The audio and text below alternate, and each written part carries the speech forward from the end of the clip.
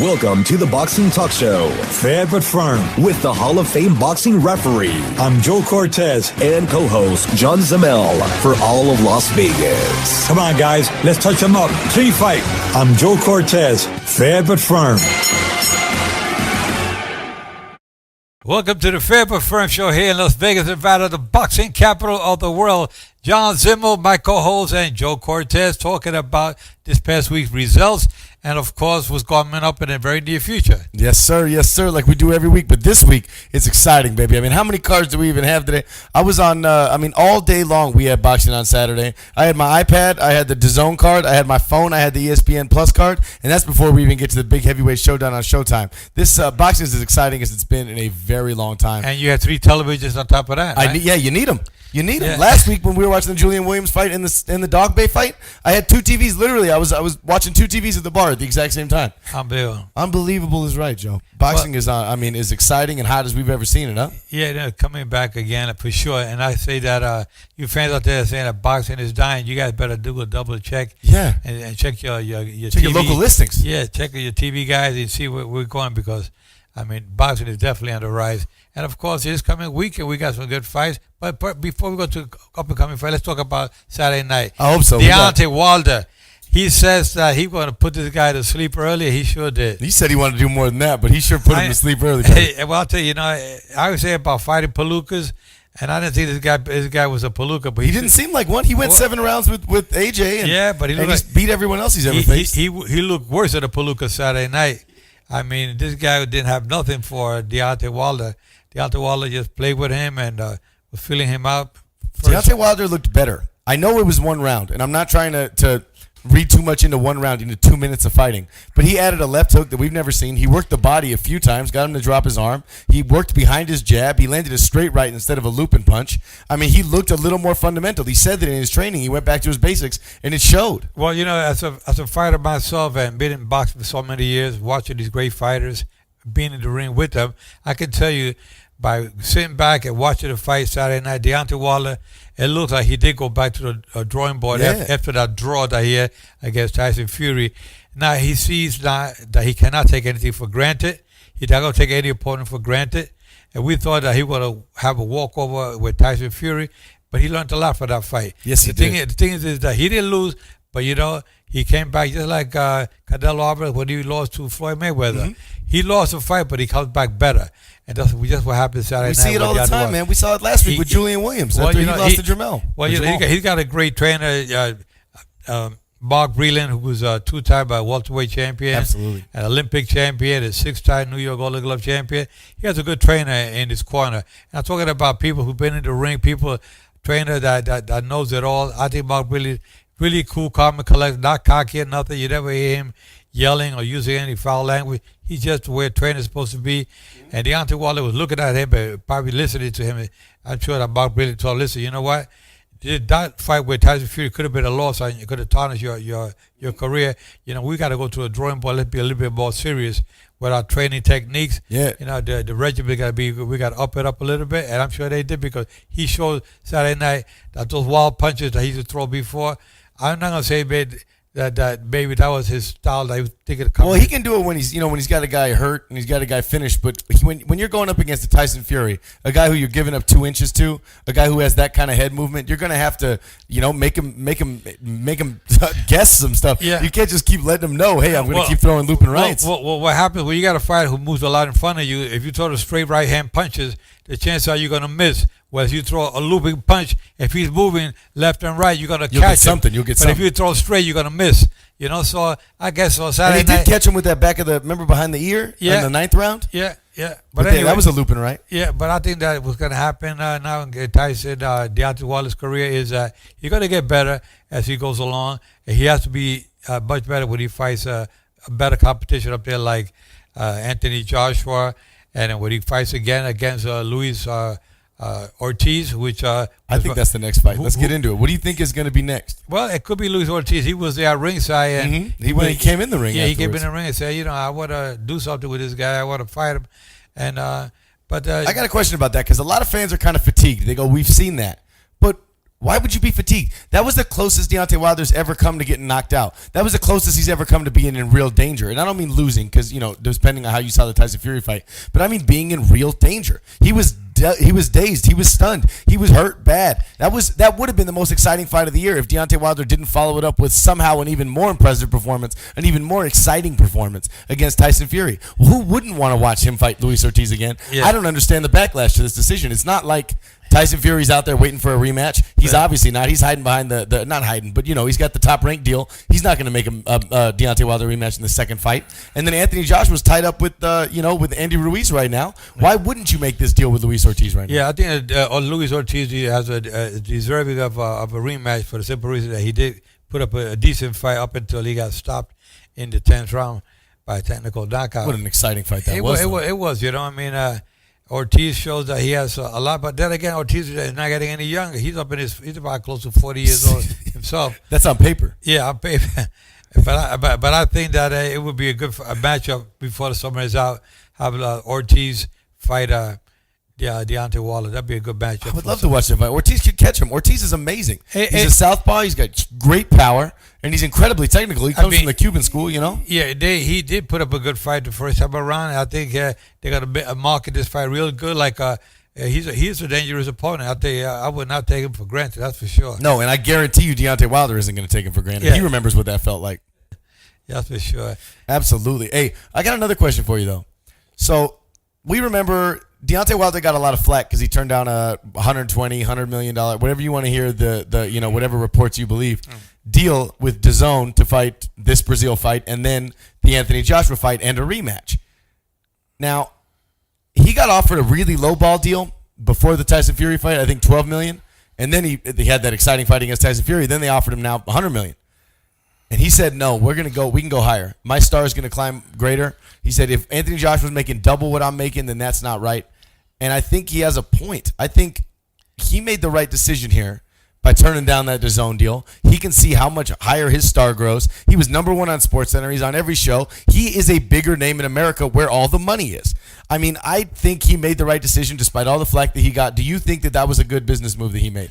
Well, sometimes you never know because you don't know what. Oh, if he loses to Luis Ortiz, then it's a terrible deal. You never know what lies ahead. But again, if he loses a fight, let's say like Luis Ortiz, yeah, then it's all out the window. Then he said, "Wow, I should have taken the other fight for $100 million that they offered, and I turned it down because I wanted more money." Mm-hmm. Sometimes greed gets you nowheres. Of course, but also sometimes when you bet on yourself, that bet comes through. And I think we saw that with Floyd over and over again when he left Top Rank. He said, "No, I'm gonna bet on myself here," and it paid off obviously massively. Yeah, I think that Luis Ortiz is going to be a good opponent for Deontay Wilder, and not only if the promoters get together and say, let's make it happen. Let's not get so greedy with the money. Let's take a shot. It'll be good for both fighters. Yeah, it would be fun. Well, that's for but especially for the fans. Mm-hmm. Well, here's my next question. Is there pressure now because of what Deontay Wilder just did to Dominic Breazeale in the first round? How incredible he looked, how intimidating, how terrifying he looked. Is there pressure on Tyson Fury and Anthony Joshua to put on a really good show in their next fight? I mean, is there pressure as far as negotiations go in a potential rematch or super fight? Some of these fighters sometimes they don't realize certain things until they get a scare of their life. And if they have a lousy performance at the next fight with the opponent, they take their opponent for granted. I mean, Mike Tyson, I'll give you a good example. When Mike Tyson fought Buster Douglas, Buster Douglas was a 40-1 underdog. Okay? Tyson overlooked Buster Douglas. And a lot of fans say, there's no way in the world. I don't even want to watch that fight because Tyson going to knock this guy out in 1 or 2 rounds or most. And what happened? Buster Douglas ended up beating Tyson. It took the undisputed heavyweight champion. He took him to school that night. Yes, he did. And really busted him up all over. And this easily can happen to Anthony Joshua. It can happen to Tyson Fury. It can happen to Deontay Wilder. I don't care how good you are. If you can't take anybody for granted, you could be in for a big surprise. Fans, we're going to go into a little brief commercial because without the commercial, we can't make it. Welcome once again to the Fair but Firm Show here with Joe Cortez and my co-host John Zimmel, talking about the fight game. I mean, the game that we love so much. And, of course, you fans out there listening because I know you're very passionate about the sport, and of course, what's coming up the next couple of days. Mm-hmm. And we have other big fights coming up, John. Yeah, what do you got? What do we got Saturday? I know, or today, I guess I should say. What do we got tonight? I know that you got something big going on. Why don't you tell us about that? Okay, well, we got my man. He's Devin Haney, one of the up-and-coming rising stars in boxing. Mm-hmm. He's 20-0. Actually, he's 21-0 with 14 big knockouts, and he's gonna fight Moran. Moran fought for the title. He's a good fighter. Comes with a lot of experience, and thinking of beating this guy will be a stepping stone to former title challenger is a big deal for him. Yeah, it'll be a nice fight for him to get him lined up for. Is this his DAZN debut? Yeah, his own debut, and DAZN sign him up, and I'm sure that Devin Haney is going to show the world what he's got, because he knows that he's got to prove to be the best out there. Like we have Teofimo Lopez, who's another rising star in the lightweight division. You got Stevenson, and you got Ryan Garcia. There's a bunch of lightweights out there that are really like not like lightweights. They're like heavyweights. Yeah, the big knockout power. Look at Gervonta Davis, the power he brings. Exactly. He's a rocket ship. Yeah. Speaking of power at the lower weight classes, this weekend we saw, as exciting as Deontay Wilder's knockout was, it might not even have been the knockout of the weekend, which is crazy. We had a guy who very well could have the pound-for-pound highest power in the sport, Naoya Inoue, a guy from Japan. He fought Manuel Rodriguez for Manuel Rodriguez's title in the World Boxing Super Series. Right. Manuel Rodriguez fought a nice competitive first round. It was very exciting. Now, he's put away his last few opponents in the first round, so people go, oh, wow, we might have a test here. After that first round, we're excited. And then he went and finished him up with 3 big knockdowns in the second round and closed him out. And he looked about as impressive as from what I understand, I mean, the viewers were like, oh, this is what's most exciting. It went to the roof, huh? Now, this happened in Glasgow, Scotland, right? At the World Boxing Super Series in Glasgow. Now, live in Japan, it was 5 a.m. And it was on 2 different networks in Japan. Right. We don't have the numbers for the live event. I mean, I'm betting it was pretty good because people were excited to watch it. But we don't have those numbers yet. What we do have is the numbers for the tape delay, Joe. Later on that night, the tape delay is estimated to do over 10 million views in Japan alone. That's way bigger than any Canelo fight, way bigger than any Anthony Joshua fight. I mean, is Inoue making a case for being potentially one of the biggest names in the sport? Well, he's definitely the biggest name in Japan. That's undeniably, yeah. I mean, you got the kind of following, and the guy really it shows that he has a lot of talent, a lot of following, a lot of followers in boxing for their countrymen. I mean, they really are gun ho when it comes to sports. Oh yeah, they have big fan clubs. They love fan clubs. They have a big fan base, and some of the fighters here in the United States look at that and take that as a like a way to say, how can I break into the jet? Well, that's what Floyd Mayweather just did. He just opened Money Team Japan, and now Mayweather Promotions is going to Japan. That's why he fought that exhibition. Wow. He took a look at that giant fan base, and he said, wow, I want a piece of this. Yeah. And now he's got TMT Tokyo and all this other stuff, which is just awesome for him. It's awesome for business, and it's awesome for the fight game, man. It's going to be good for fighters, and the fight fans are going to really get a lot more, because this is how you start developing your sport and your business as well. So Floyd Mayweather is definitely a good businessman. As we know. He's very, people think that he's not as smart as he looks. But but I can tell you one thing, Mayweather is really... when it comes to promoting and it comes to ring generalship, he's about as smart as anybody else. Yeah, he's the only athlete to make over $1 billion in boxing or in any sport for that matter. Period, yes. So I think that Floyd Mayweather is definitely on the right track. You're going to find a lot of these promoters going to start following Mayweather into Japan. Oh, they better, yeah. To compete with him over there as well. After these numbers, that's unbelievable. Also, so now he faces Nonito Donaire in the final, World Boxing Super Series final. It'll be his biggest test to date. Nonito Donaire is a legend for a million different reasons. But honestly, Joe, is there any reason why we can expect Nonito Donaire to have a chance against Naoya Inoue? Naoya Inoue has been as exciting, as fast, as powerful as anybody in any weight class. He is as dominant as anyone we've seen in a very long time. Okay, he's on paper. He looks like definitely the winner. Mm-hmm. But again, like I said, in boxing, anything the craziest things that happen in boxing. And Nonito Donaire has that famous left hook. One left hook can change everybody's turn. One punch can turn it around. Exactly. You ask Mike Tyson about Buster Douglas, he'll tell you so. Exactly. It can happen. Now, once if he beats Nonito Donaire, as he's expected to do, but that's not for a while, and it's going to be exciting. We're doing a full preview on that, I promise you, when that comes up, because that's going to be a fun one.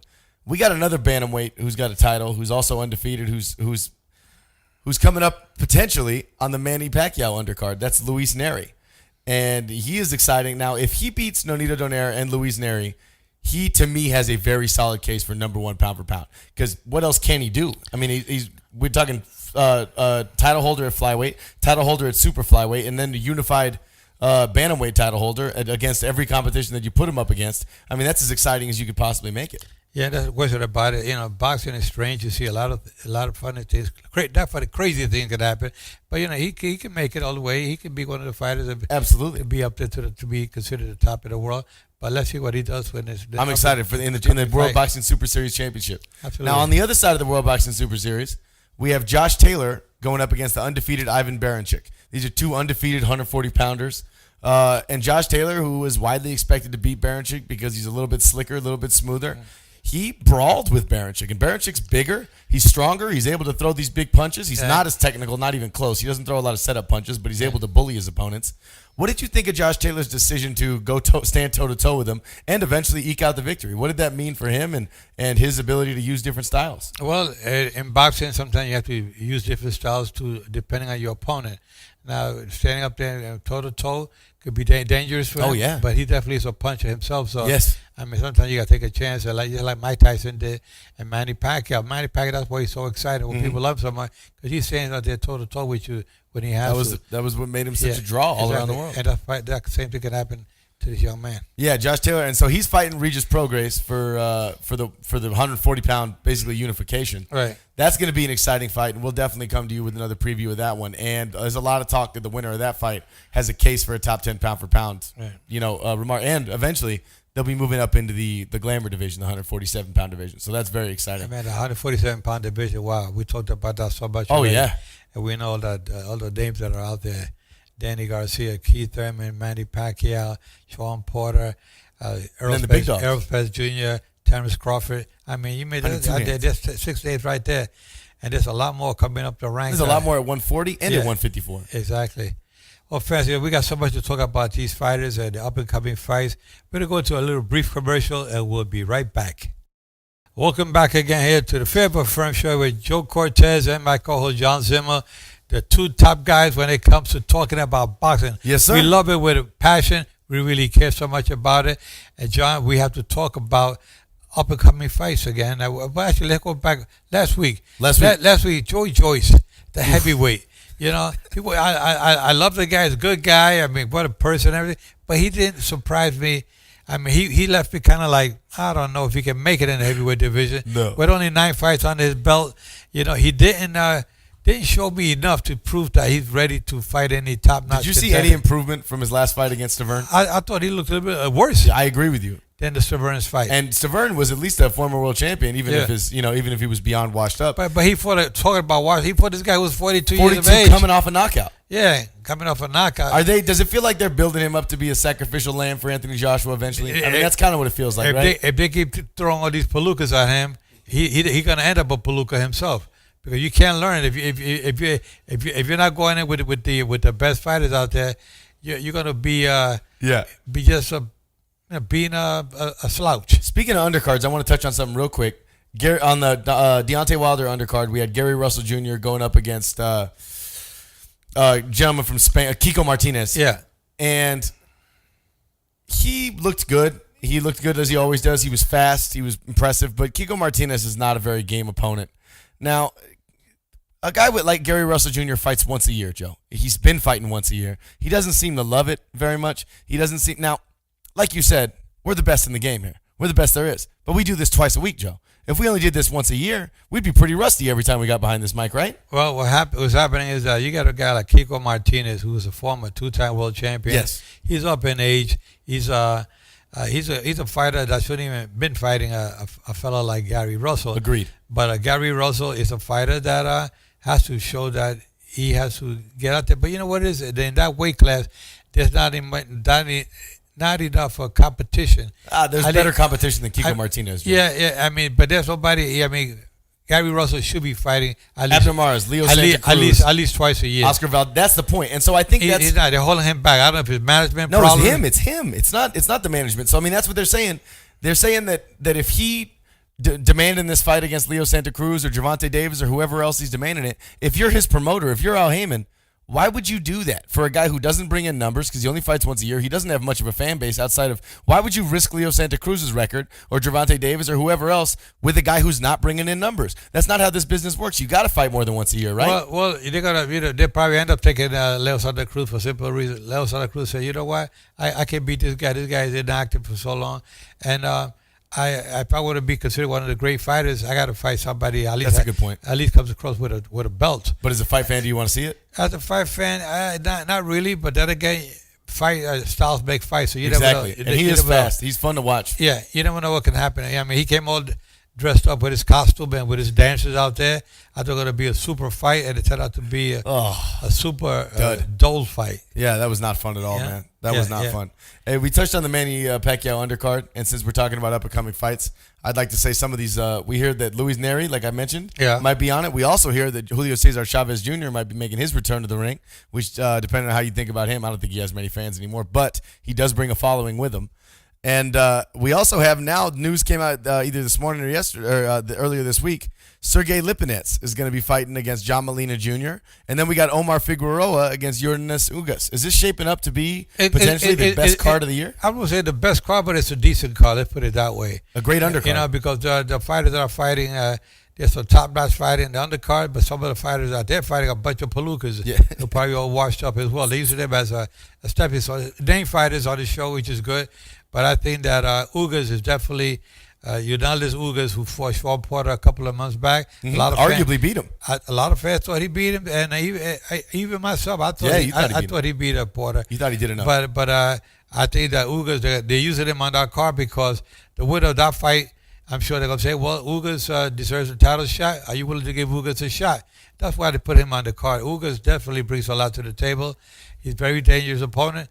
And if Pacquiao beats Keith Thurman or vice versa, Ugas will definitely be mentioned in that mix. That's not a bad idea, Joe. Yeah. I want to make sure I go on and mention that anybody, I want to thank our sponsors, La Mansión. I want to thank Into Boxing. I also want to say if you want to become a member of our family through a sponsorship, you call us at 702-722-1353. Once again, that's 702-722-1353. If you missed any of this broadcast, you can always catch us on YouTube the next day on the Fair But Firm Show channel, and make sure you subscribe and make sure you share. We're getting really big on YouTube, and we want to make sure we keep growing. Absolutely, and don't forget that we always talk about the great fighters. Mike Tyson, Muhammad Ali, Marvin Hagler. We haven't talked about it in a while, but Marvin Hagler definitely one of the great middleweights of all time. And a good friend of mine, and I think that one day we'd like to have him on the show to talk a little bit about his career with the fights with Sugar Ray Leonard and the fights with Tommy Hearns. Those are the two great fights that a lot of fans always talk about so much. That Hagler says he beat Leonard. Leonard says, yeah, I beat Hagler. And so that'll go on for the history of boxing. But anyway, just to say, guys, stay tuned for next week's show. We love you guys. Protect yourselves at all times. Keep your guards up at all times. And remember, I'm fair, but I'm firm. Touch them up, John. Yes, sir. Take care. Fair but firm with the Hall of Fame boxing referee. I'm Joe Cortez. For all of Las Vegas. Come on, guys. Let's touch them up. Clean fight. I'm Joe Cortez. Fair but firm.